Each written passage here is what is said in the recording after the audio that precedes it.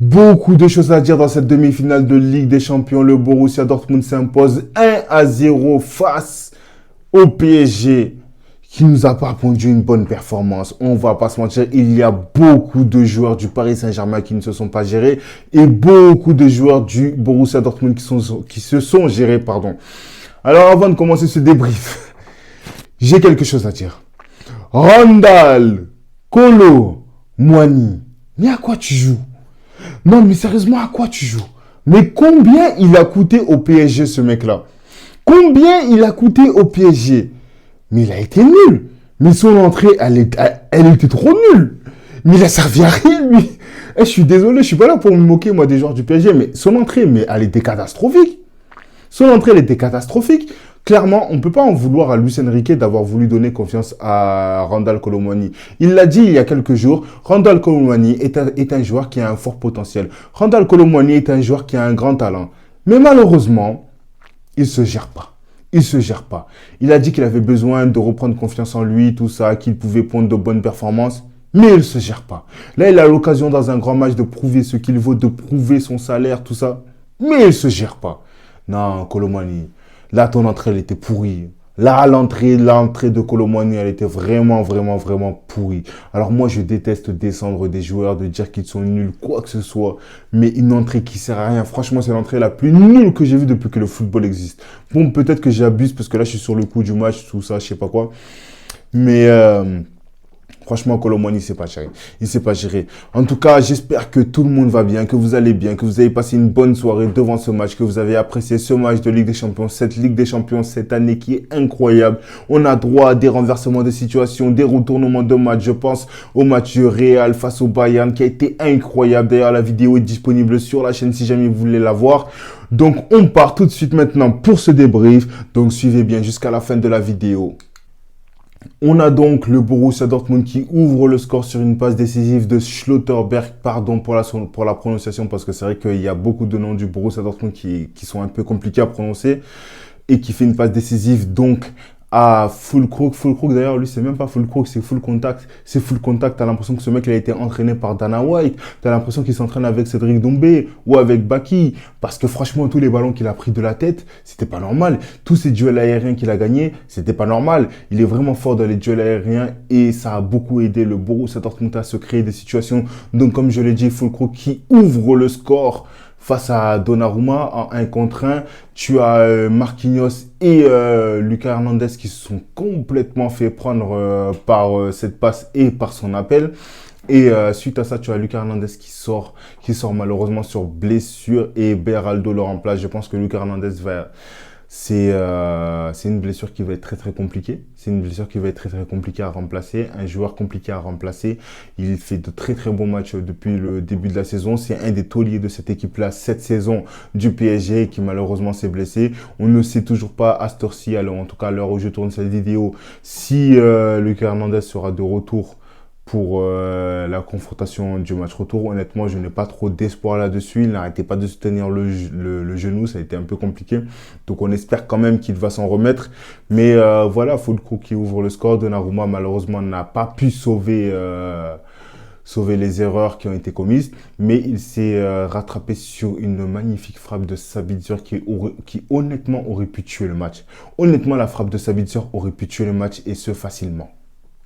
Alors avant de continuer plus loin, je pense qu'il est important de rappeler la performance de Karim Adeyemi qui tout au long du match a été important, en tout cas jusqu'à ce qu'il sorte parce que son duel face à Hakimi a été incroyable. Ses retours défensifs sur Ousmane Dembélé qui a apporté un danger constant ont été insane. Karim Adeyemi est un des top joueurs de ce match, a été un des tauliers de cette équipe du Borussia Dortmund et voilà, grosse performance de Karim Adeyemi.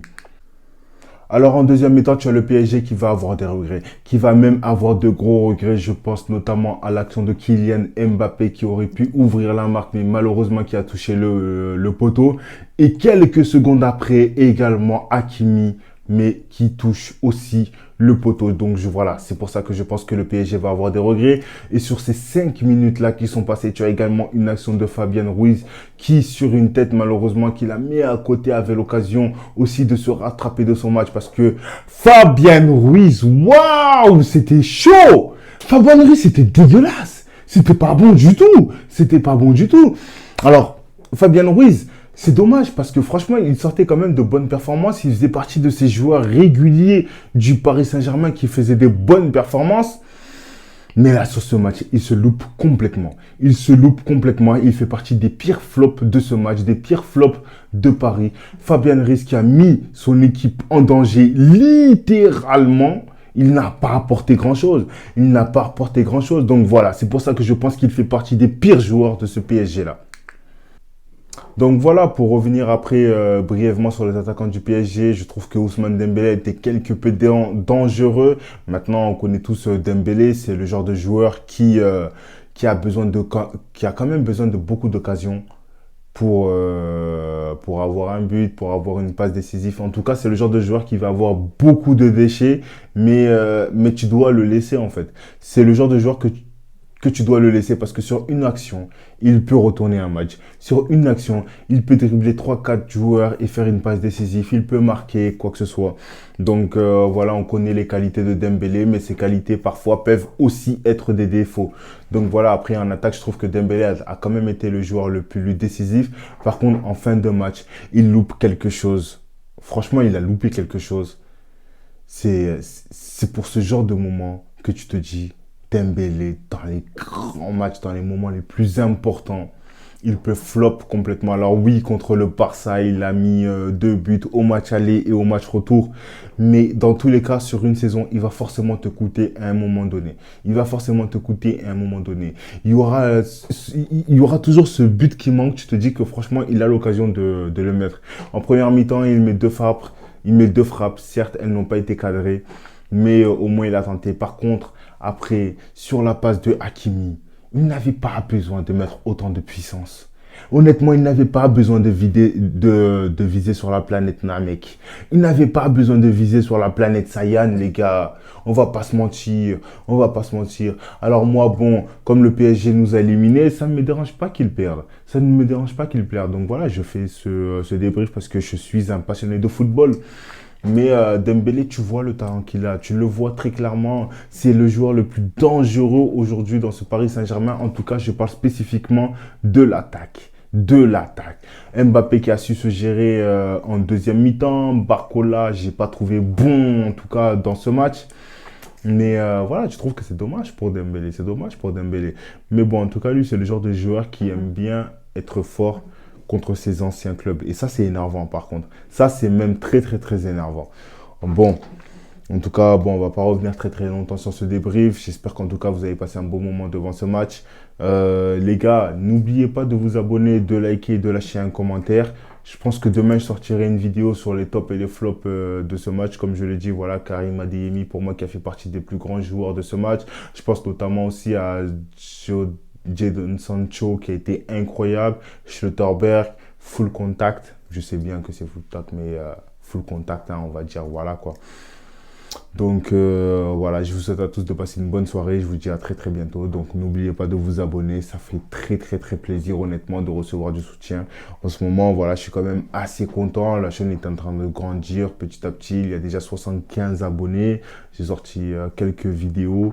Donc ça fait plaisir parce que je fais ça pour la passion. J'aime, enfin, je sors normalement plus spécifiquement des vidéos sur le FC Barcelone.